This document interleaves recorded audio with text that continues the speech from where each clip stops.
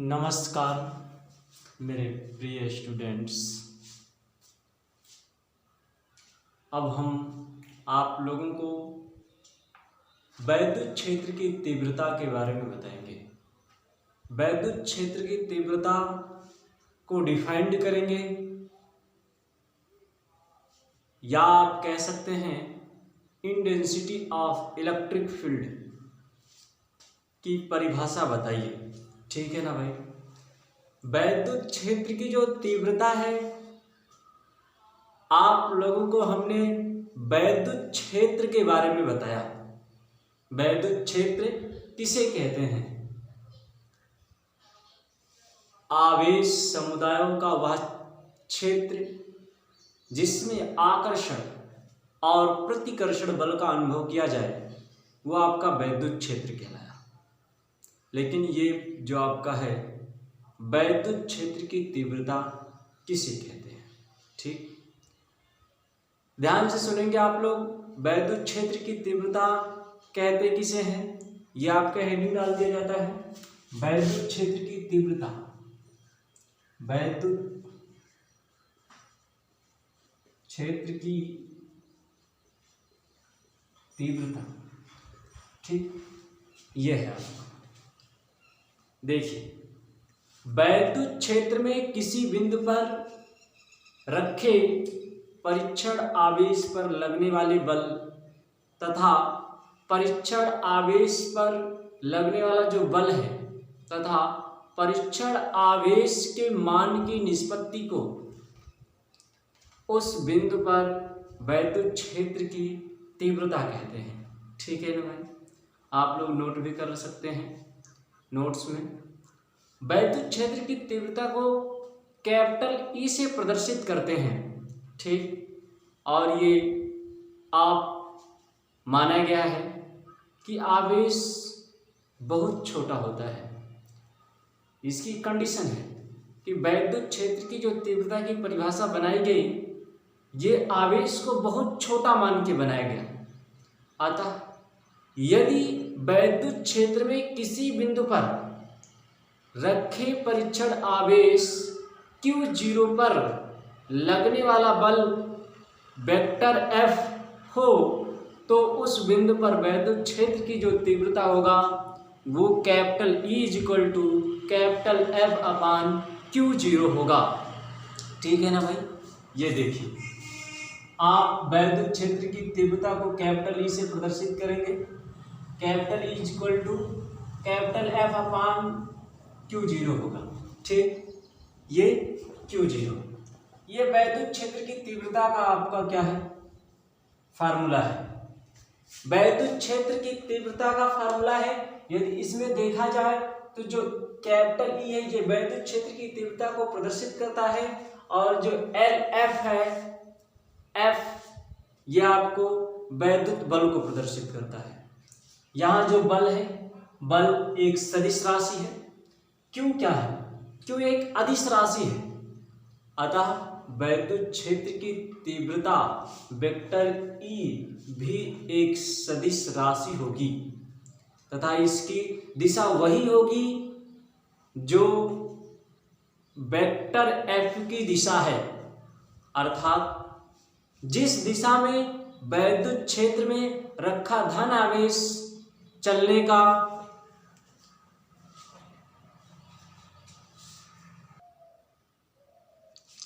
का प्रयत्न करता है। ठीक है ना। वैद्युत क्षेत्र की तीव्रता का मात्रक एवं विमा MKS पद्धति में यदि देखें तो आपका वैद्युत क्षेत्र की तीव्रता कैपिटल E का मात्रक जो है वो आपका क्या होगा? न्यूटन प्रति कूलम। क्या भाई? न्यूटन प्रति कूलम होगा। वैद्युत क्षेत्र का जो आप वैद्युत क्षेत्र की तीव्रता का विमा जो होगा वो ML T के पावर -3 A के पावर -1। देखो भाई, ML T के पावर -3 A के पावर -1, ये क्या है? वैद्युत क्षेत्र की तीव्रता की विमा है। वैद्युत क्षेत्र की तीव्रता का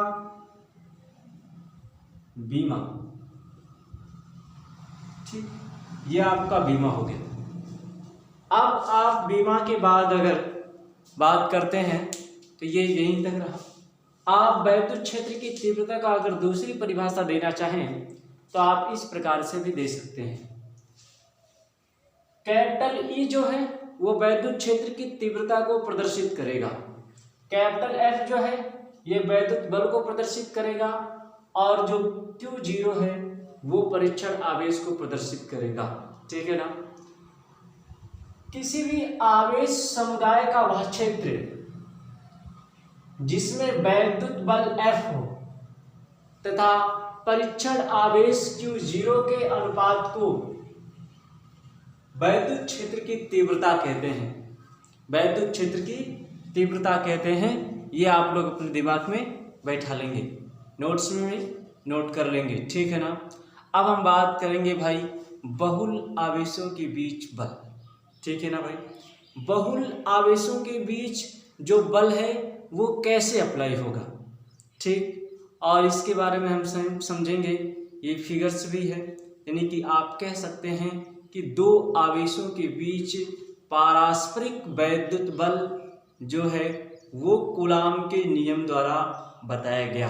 ठीक, आप जानते ही हैं Q1 था, Q2 था, दोनों आवेश थे, उनके बीच की दूरी स्मॉल r था और बल जो अप्लाई हुआ था वो F था। कूलाम के नियम की जो फार्मूला प्रूवमेंट किया गया था अगले वीडियो में, फर्स्ट वीडियो में, उसमें आपका फार्मूला क्या था भाई। फार्मूले में था कि F = 1/4πε0 into Q1 into Q2 अपान r²। ठीक, अब देखिए ये आपका कूलाम का नियम था। इस स्थिति में क्या होता है, किसी आवेश का पर आरोपित बल का जो परिकलन है हम कैसे करेंगे। ठीक, जहां उसके निकट एक आवेश ना होकर अनेक आवेश चारों ओर से घिरे हों। ठीक है ना। अभी तक हम दो आवेशों के बारे में बात की। अब हम ऐसे कंडीशंस के बारे में बात करेंगे जहां पर बहुत से सारे आवेश फैले हों और उन आवेशों के बीच में आप वो चाहे निर्वात स्थिति हो चाहे जो मिडिल हो, तो स्थिर आवेशों को अगर आप मान लेते हैं कि Q1 Q2 Q3 ... Qn या इन्फिनिटी तक आप बहुत से आवेश ले लेते हैं, तो ऐसे निकाय पर हम सोचेंगे, क्या सोचेंगे भाई, हम लोग ये सोचते हैं कि जब बहुत से सारे आवेश होते हैं तब भी आपका कूलाम का नियम अप्लाई होगा। कैसे होगा, आप मान लीजिए कि Q1 पर Q3 और Qn के कारण कितना बल लगता है। ठीक, इसे जानने के लिए आप क्या करेंगे, कूलाम के नियम ही पर्याप्त नहीं है। ठीक, अब देखिए जब कूलाम का नियम नहीं पर्याप्त है, ढेर सारे आवेशों के बीच अगर आपको फोर्स ज्ञात करना है तो आपका पूरे कूलाम के नियम पर, ये सब आपके पूरे कूलाम के नियम से अप्लाई नहीं होने वाला। आप कुछ तो और नियम होगा। ठीक, तो वो कौन सा नियम है दोस्तों, यांत्रिक मूल के बलों का समायोजन सदिशों के समायोजन के समांतर चतुर्भुज नियम द्वारा किया जाता है। यही स्थिति वैद्युत मूल के बलों पर भी लागू होता है। ठीक, आप देखिए ये कैसे हम समझेंगे। Good morning my students. आज हम आपके फिजिक्स फर्स्ट इलेक्ट्रिसिटी में बहुल आवेशों के बीच बल के बारे में जानेंगे। ठीक है ना। देखिए सबसे पहले आप ये जानिए कि बहुल आवेशों के बीच बल का मान डिफाइंड कैसे करते हैं। अब देखिए यदि अभी तक आप लोगों ने सिर्फ दो आवेश रखे हुए थे और कूलाम के नियम से उनके बीच लगने वाले बल का मान आप लोगों ने ज्ञात कर लिया, ठीक है ना। अब F इक्वल टू जो कूलाम का नियम आप लोगों ने ज्ञात किया 1/4πε0 इंटू Q1 Q2 अपान R स्क्वायर था। ये कूलाम का नियम है, ठीक। ये सिर्फ दो आवेशों के बीच था, लेकिन हम बहुत से आवेश होंगे और बहुत से आवेशों में आप उनके बीच बल कैसे अप्लाई हो रहा है, बल कैसे लग रहा है, ये आप डिफाइंड करेंगे, ठीक है ना भाई। चलो देखते हैं। दो आवेशों के बीच पारस्परिक वैद्युत बल कूलाम के नियम के द्वारा बताया गया, ठीक। उस स्थिति में किसी आवेश पर जो आरोपित बल का परिकलन हम लोग किए वो कैसे करेंगे या हम कैसे किए, आप देखिए। जहां उसके निकट एक आवेश ना होकर अनेक आवेश हों, चारों तरफ आपके आवेश घेरे हों, तब निर्वात में स्थित n स्थिर आवेशों को आप मानेंगे। क्या मान सकते हैं भाई? ये मानेंगे, आप मानेंगे वो आवेश, माना कि वे बहुत से आवेश हैं Q1, Q2, Q3 dot dot dot dot Qn है, ठीक। ये आवेश हैं। अब Qn के कारण कितना बल लगता है, इसे जानने के लिए कूलाम के नियम का ही होना पर्याप्त नहीं है। अर्थात ये बहुल आवेशों के बीच यदि बल ज्ञात करना हो तो केवल कूलाम का नियम बल अप्लाई नहीं हो सकता, ठीक। अब इसके लिए हम क्या करेंगे, हमें कुछ और जोड़ना पड़ेगा, कुछ और नियम लगाने पड़ेंगे। वे कौन से नियम हैं मेरे दोस्तों? यांत्रिक मूल के बलों का समायोजन सदिशों के समायोजन के समांतर चतुर्भुज नियम द्वारा बताया गया या किया जाता है। यही स्थिर वैद्युत मूल के बलों पर भी लागू होता है, ठीक है ना भाई। इस नियम ये आपका फिगर हमने बना रखा है। फिगर में देखेंगे Q1 आवेश है, Q2 आवेश है, Q3 आवेश है। आप ध्यान से देखेंगे ये ओरिजिन पॉइंट O है, ठीक है ना, जिसे हम मूल बिंदु कहते हैं।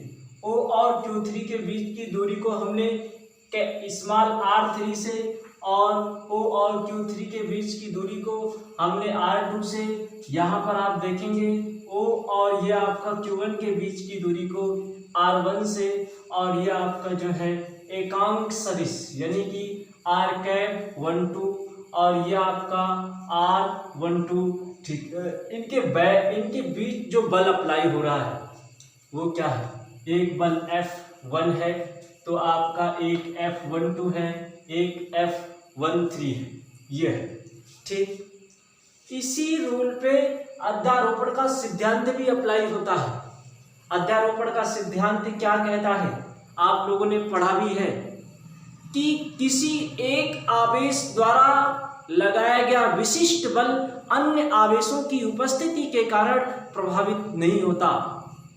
इसी को अध्यारोपण का सिद्धांत कहते हैं, ठीक है ना भाई। अध्यारोपण के सिद्धांत को समझने के लिए हम तीन आवेशों को लिए हैं या लिया गया है, ठीक है। Q1 है, Q2 है, Q3 है। किसी निकाय में ले सकते हैं, ठीक।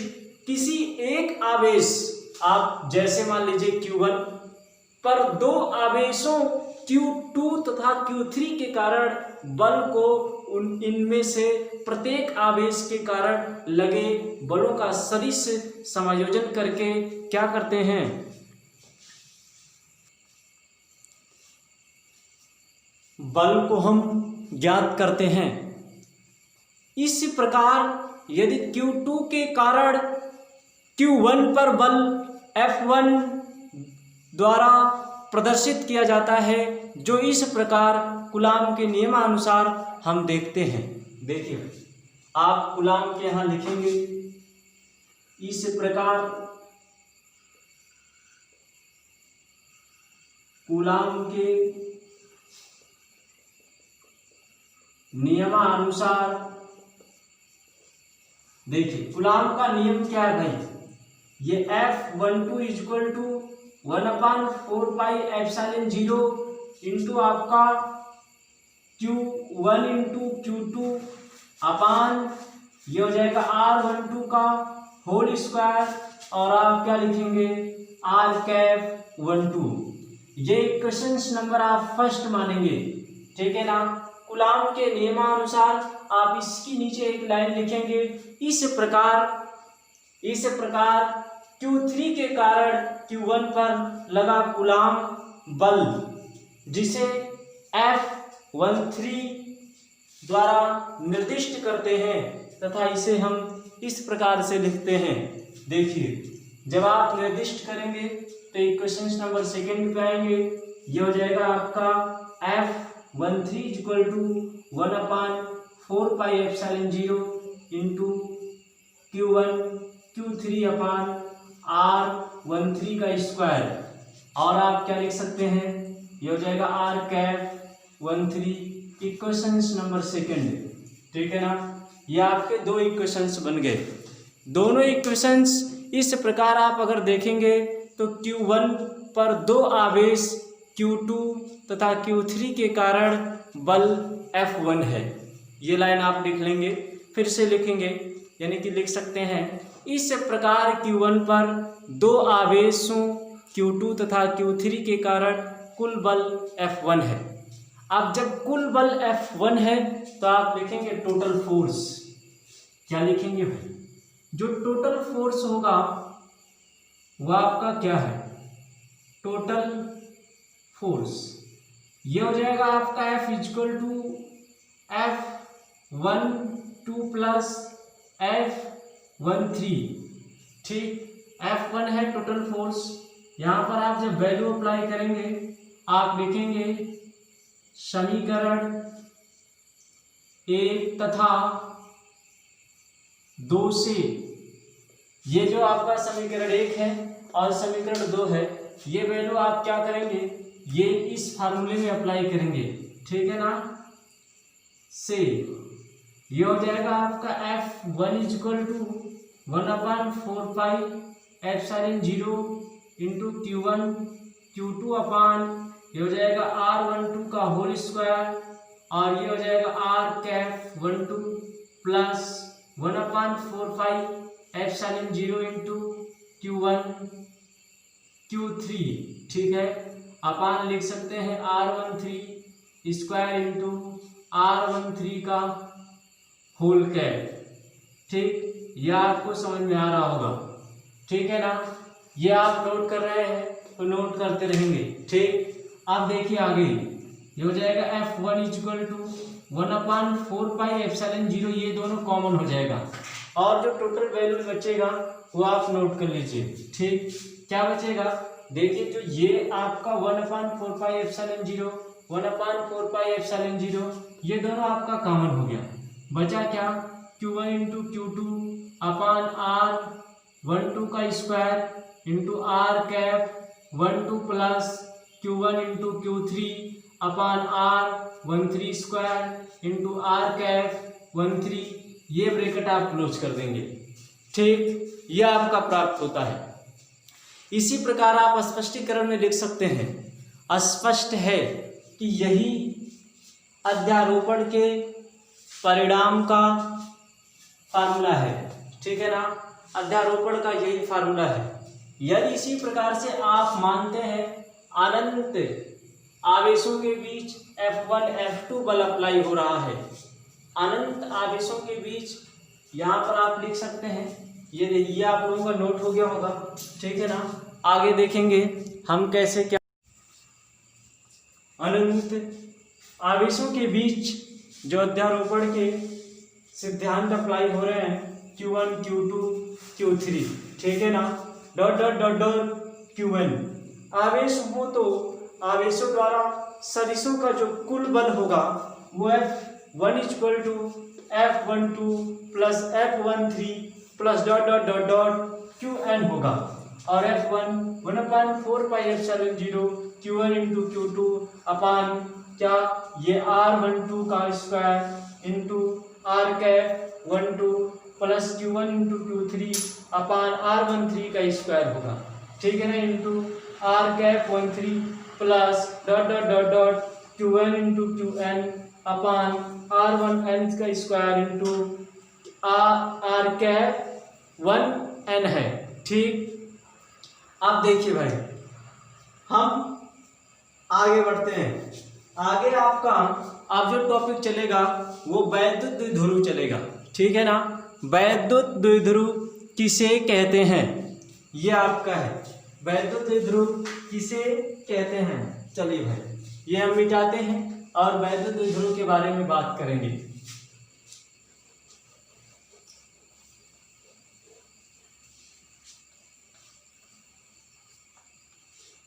इलेक्ट्रिक डाइपोल, ये हो गया आपका वैद्युत द्विध्रुव, ठीक है ना। इलेक्ट्रिक डाइपोल, वैद्युत द्विध्रुव में यानी कि इलेक्ट्रिक डाइपोल जो है यह आप कैसे डिफाइन करते हैं। वैद्युत द्विध्रुव वह निकाय है जिसमें दो बराबर परंतु विपरीत प्रकार के आवेश होते हैं, ठीक है ना भाई। आप देख लीजिए फिगर कैसे हम बनाते हैं। यह आपका दो आवेश होता है, एक आपका ये Q1 होगा और दूसरा आपका Q2 आवेश होगा। इनके बीच की जो टोटल दूरी होती है वो 2L होता है भाई। क्या होता है, 2L होता है। ये एक ओरिजिन पॉइंट होता है बिंदु O, ये आपका L के इक्वल होता है और ये भी आपका L के इक्वल होता है। ये वैद्युत द्विध्रुव का फिगर है, ठीक है ना। आप वैद्युत द्विध्रुव का फिगर आप लोग बना लीजिए भाई, फिर हम आगे बात करते हैं क्या है, कैसे इसे प्रूव। चलिए भाई एक बार आप डिफिनीशन फिर से नोट कर लेंगे, हम रिवाइज कर रहे हैं। वैद्युत द्विध्रुव वह निकाय है जिसमें दो बराबर परंतु विपरीत प्रकार के बिंदु आवेश एक दूसरे से अल्प दूरी पर स्थित होते हैं, ठीक है ना, होते हैं। हो गया। किसी, फिर लिखेंगे किसी एक आवेश तथा दोनों आवेशों के बीच की अल्प दूरी के गुणनफल को इन्वर्टेड कॉमास में आप करके लिखेंगे किसी एक आवेश तथा दोनों आवेशों के बीच की अल्प दूरी के गुणनफल को वैद्युत द्विध्रुव कहते हैं, ठीक है। हो गया भाई। आप देखिए आपने Q1 और Q2 दो आवेश माना, दोनों आवेश मानने के बाद आप क्या करेंगे, ये दोनों आवेश विपरीत प्रकार के होंगे। ये अगर धनायन है तो दूसरा आवेश क्या होगा, ऋणायन होगा। ये बिंदु आप A मान लीजिए तो ये बिंदु आपका क्या होगा, B होगा। बिंदु A और B के जो बीच की टोटल दूरी है वो क्या है, 2L है। आप 2L कह सकते हैं। A O के बीच की दूरी ऐसे AO इक्वल टू आप L और आपका OB इक्वल टू आप L कर सकते हैं। यहां से AB इक्वल टू आपका क्या होगा, 2L होगा। ये टोटल आपके बीच की दूरी है। एक बार फिर से देख समझ लीजिए, Q1 और Q2 ये धनायन है तो दूसरा ऋणायन है। दोनों आवेशों की बीच की दूरी 2L है और यह आपका इसका मध्य बिंदु है जिसे हम O से प्रदर्शित करते हैं, ठीक। अब Q1 और Q2 दोनों विपरीत प्रकार के आवेश हैं, दोनों एक दूसरे के गुणनफल के क्या होते हैं, यानी कि वैद्युत द्विध्रुव आगुण कहलाता है, ठीक। अब आप नीचे थोड़ा सा लिखेंगे, माना कि वैद्युत द्विध्रुव आवेश माइनस क्यू तथा प्लस क्यू है और उनके बीच की अल्प दूरी 2L मीटर है, तब वैद्युत द्विध्रुव आघूर्ण बराबर आप क्या लिख सकते हैं? देखिए, वैद्युत द्विध्रुव आघूर्ण को हम P से प्रदर्शित करते हैं। वैद्युत द्विध्रुव आघूर्ण को P से प्रदर्शित करते हैं। देखिए, P इक्वल टू क्या आप लिख सकते हैं? दोनों आवेशों यानी कि आवेश जो है वो Q है, मल्टीपल आप क्या लिखेंगे? 2L। यह आपके बीच की दूरी के गुणनफल के बराबर होगा। ये क्या हो जाएगा भाई? P equal to 2QL। P equal to 2QL। अब ये आपका फार्मूला हो गया। यही वैद्युत द्विध्रुव का सूत्र है। ठीक है ना भाई? समझ में बेहतरीन आ रहा है? ठीक, चलिए अब देखिए, वैद्युत द्विध्रुव आघूर्ण एक सदिश राशि है, यह आप याद रखेंगे। किसी दिशा में वैद्युत द्विध्रुव आघूर्ण की जो अक्ष के अनुदिश जो होता है मान, वो ऋण आवेश से धन आवेश की ओर होता है। किसी दिशा में वैद्युत द्विध्रुव की अक्ष के अनुदिश जो मान होता है वो ऋण आवेश से धन आवेश की ओर होता है। ठीक, ये भी याद रखेंगे। और अगर देखा जाए तो यहां पर आपका ये P वैद्युत द्विध्रुव आघूर्ण है, Q आपका आवेश है, L क्या है? ये आपका दूरी। अब Q का जो मात्रक होगा वो क्या होगा? आवेश होगा। Q का मात्रक ये आवेश है तो इसका मात्रक कूलम होगा। सॉरी, यह आपका L दूरी है तो इसका मात्रक मीटर होगा। अर्थात वैद्युत द्विध्रुव का मात्रक कूलम मीटर होगा। ठीक, यह आप जानेंगे। आप अगर इनके बीमीय सूत्र के बारे में बात करें तो डायरेक्टली हम लिख दे रहे हैं भाई, बीमा या बीमीय सूत्र जिसे डायमेंशनल फार्मूला के नाम से भी जानते हैं, ये LPA होता है। ठीक है ना? ये बीमीय सूत्र हो गया। अगर आप देखें वैद्युत द्विध्रुव का कोई एग्जाम्पल, अगर वैद्युत द्विध्रुव के एग्जाम्पल के बारे में हम बात करते हैं, देख लो भाई, एग्जाम्पल क्या है?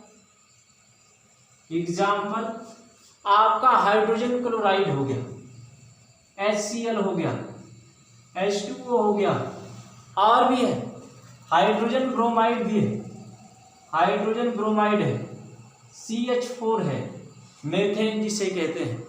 ये वैद्युत द्विध्रुव होते हैं, ये वैद्युत द्विध्रुव होते हैं। ठीक है ना? आप नोट कर लेंगे भाई, जो समझ में नहीं आएगा वो आप बताएंगे।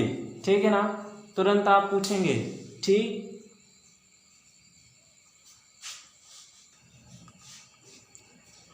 देखिए मेरे प्रिय छात्रों, ये एक समान बाह्य वैद्युत क्षेत्र में रखे वैद्युत द्विध्रुव पर लगने वाले बल युग्म का आघूर्ण, यह आपका हेडिंग है। अब इस हेडिंग के बारे में हम लोग बात करेंगे। Moment of couple on an electric dipole placed in an external uniform electric field. के बारे में हम लोग बात करेंगे। ये आपका फिगर बना है, ठीक है ना। ये आपका डाइपोल है जहां पर -q आवेश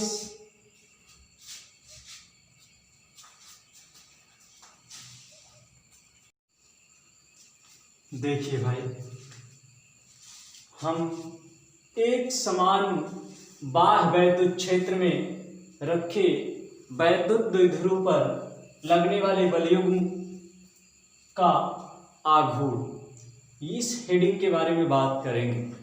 moment of couple on an electric dipole placed in an external uniform electric field. ठीक, ये आपका वैद्युत द्विध्रुव आघूर्ण है।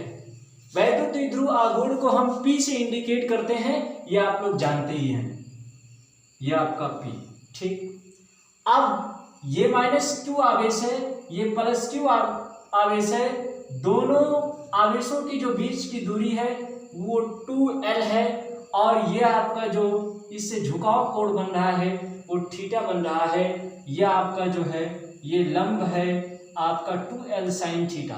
सदैव हम जानते हैं कि जो क्षैतिज घटक है, क्षैतिज घटक को cos थीटा से प्रदर्शित करते हैं, और जो ऊर्ध्वाधर घटक होता है वो sin थीटा से प्रदर्शित करते हैं।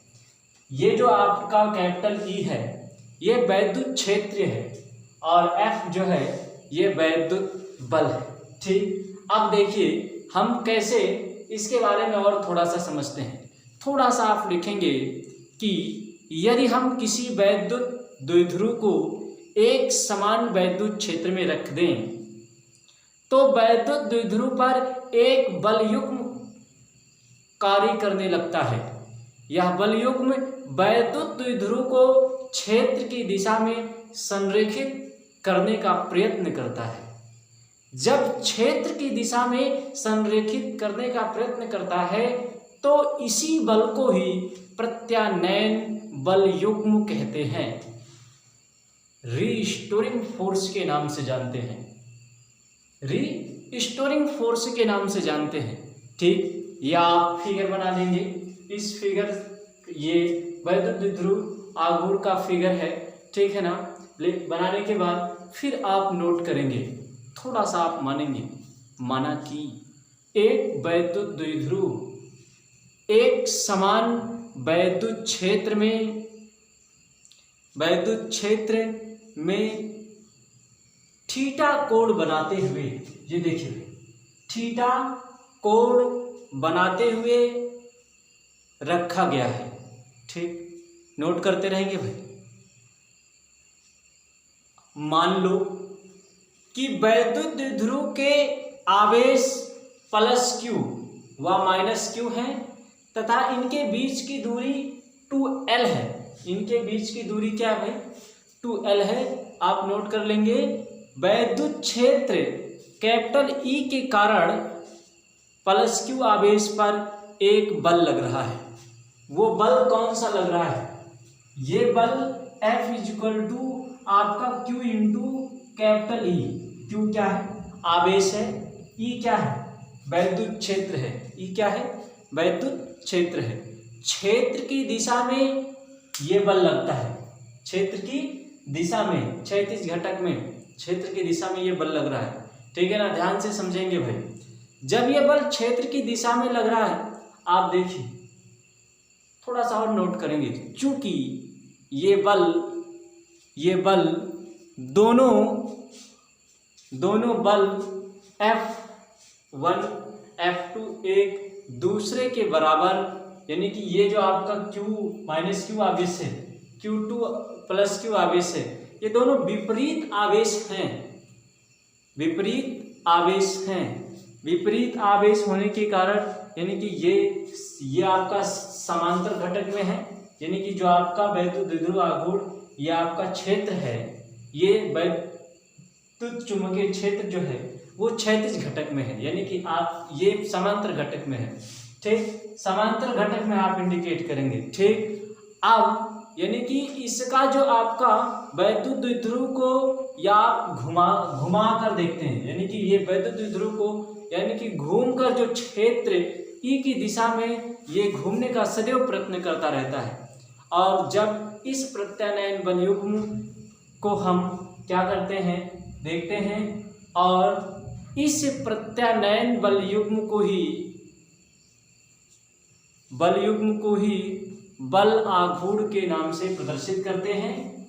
बल आघूर्ण को आप लिखेंगे, बल आघूर्ण को टाउ से प्रदर्शित करते हैं। टाउ से प्रदर्शित करते हैं, किससे भाई, टाउ से। टाउ इज इक्वल टू आप क्या लिख सकते हैं, बलयुग्म आघूर्ण, बल आघूर्ण टाउ इज इक्वल टू आप लिखेंगे एक बल, क्या लिखेंगे भाई, एक बल। देखिए ध्यान से देखेंगे, एक बल दोनों बलों की क्रिया रेखाओं के बीच की, दोनों बलों की क्रिया रेखाओं के बीच की, देखिए बीच की लंबवत दूरी, क्या लिखेंगे, बीच की लंबवत दूरी। ठीक, समझ में आ रहा है ना, लंबवत दूरी। अब आपका लंबवत दूरी हो गया, इसके नीचे आपका देखिए एक बल का मतलब वो बल कौन सा है, देखिए टाउ इज इक्वल टू बल एफ है, तो एफ लिखेंगे।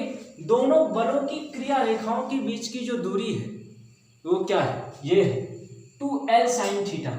दोनों बलों के बीच की क्रिया रेखाओं के बीच की जो दूरी है ये क्या हो जाएगा, मल्टीपल 2l sin थीटा।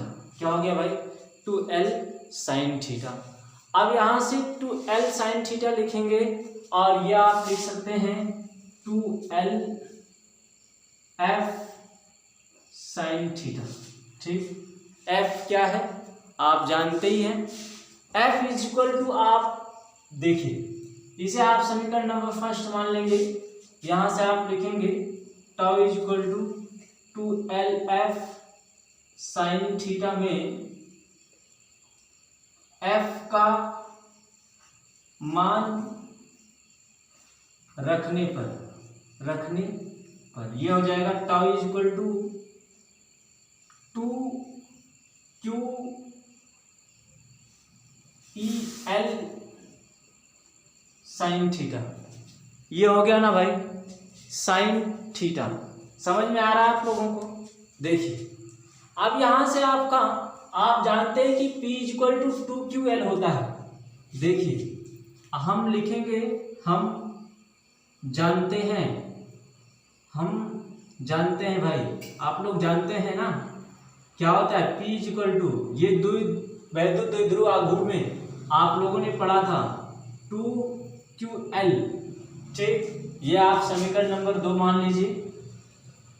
यहां लिखेंगे समीकरण 2 में 2QL के स्थान पर P रखने पर ये, ठीक, P क्या है आप यहां लिख सकते हैं टाउ इज इक्वल टू ये हो जाएगा आपका P गुणे E साइन थीटा। ठीक, यही फार्मूला हमें प्रूव करना था। ठीक, PE या tau is equal to PE sine theta. ठीक, देखिए यही हमें प्रूव करना था। ठीक, ये क्या है भाई, ये आपका वेक्टर फॉर्म में अगर आप लिखते हैं, किसमें भाई, वेक्टर फॉर्म में अगर आप लिखते हैं तो आपका क्या होगा, देखिए आप लिखेंगे वेक्टर रूप में लिखने पर, वेक्टर रूप में आप जब लिखेंगे तो क्या होगा भाई, देखिए जो वेक्टर रूप में होता है वो आप कैसे लिखते हैं, ये आपका हो जाएगा vector tau is equal to vector P, P of vector cross vector E. ठीक, ये आपका हो गया, नोट कर लीजिए भाई। फिर हम आगे बात करते हैं। आपका नोट हो गया होगा। देखिए आगे आपका ये हम हटा गए हैं फिगर, आप लोग बना लिए होंगे। ये आगे देखेंगे, ये जो है आपका, यदि वैद्युत द्विध्रुव वैद्युत क्षेत्र के लंबवत रखा हो, condition number first, condition number first, यदि वैद्युत द्विध्रुव वैद्युत क्षेत्र के लंबवत रखा हो, वैद्युत क्षेत्र के लंबवत रखा हो। ठीक, तो थीटा इज इक्वल टू क्या हो जाएगा भाई, ये 90 डिग्री हो जाएगा। यहां से टाउ इज इक्वल टू आप लिख सकते हैं पीई साइन थीटा। आप यहां लिखेंगे tau is equal to P E sine 90 degree. Sine 90 degree का मान क्या होता है भाई, 1 होता है। क्या होता है भाई, साइन 90 अंश का मान 1 होता है। ठीक, ये 1 लिखेंगे। अब ये हो जाएगा आपका tau is equal to P E. ठीक, ये आपका फार्मूला प्राप्त हो गया। यहां पर यदि लगने वाले बलयुग्म का आघूर्ण अधिकतम हो, लगने वाले बलयुग्म अधिकतम हो तो टाउ मैक्सिमम होगा। बलयुग्म आप लिखेंगे, यदि बलयुग्म अधिकतम हो तो टाउ मैक्सिमम होगा। ठीक, ये टाउ मैक्स इक्वल टू आप क्या लिख सकते हैं, ये हो जाएगा आपका पी। ठीक, यहां से पी इक्वल टू आप क्या लिखेंगे भाई, P equal to tau max upon ये हो जाएगा ई। ये आपका फार्मूला निकल गया। ठीक, आप यहां पर जो कैपिटल ई है इसका मात्रक जो होगा वो न्यूटन प्रति कूलम होगा, और अगर पी का मात्रक देखेंगे तो कूलम मीटर होगा। अतः किसी वैद्युत द्विध्रुव का आघूर्ण उस बल युग्म का आघूर्ण है जो कि वैद्युत द्विध्रुव को 1 न्यूटन प्रति कूलम के एक समान वैद्युत की दिशा के लंबवत रखने पर वैद्युत द्विध्रुव पर लगता है। ठीक है ना, समझ में आ रहा ना भाई। आगे देखिए, यह आपका टॉपिक यहीं तक है। ठीक, अब हम आगे बात करेंगे